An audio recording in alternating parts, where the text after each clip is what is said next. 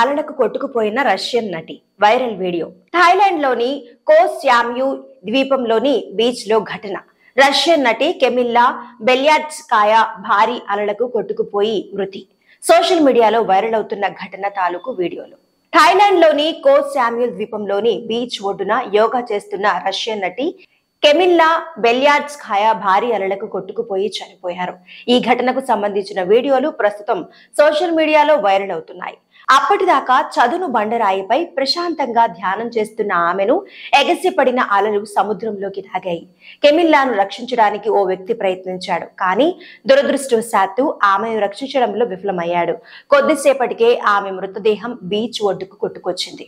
ఆమె కొట్టుకుపోయిన ప్రదేశానికి కొన్ని కిలోమీటర్ల దూరంలో ఆమె మృతదేహాన్ని అధికారులు స్వాధీనం చేసుకున్నారు.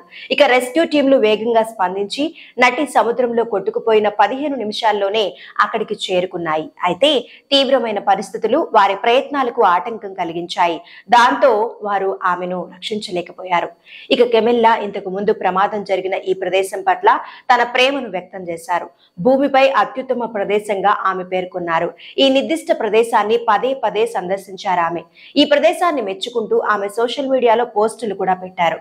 నాకు శామ్యూ ద్వీపం అంటే చాలా ఇష్టం. కానీ ఈ ప్రదేశం, ఈ రాతి బీచ్ నా జీవితంలో నేను చూసిన అత్యుత్తమమైంది.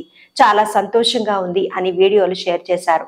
కాగా 24 ఏళ్ల కెమిల్లా తన ప్రియుడితో కలిసి థాయిలాండ్ లో విహారయాత్రలో ఉన్నట్లు ప్రముఖ న్యూస్ ఏజెన్సీ మెట్రో వెల్లడించింది.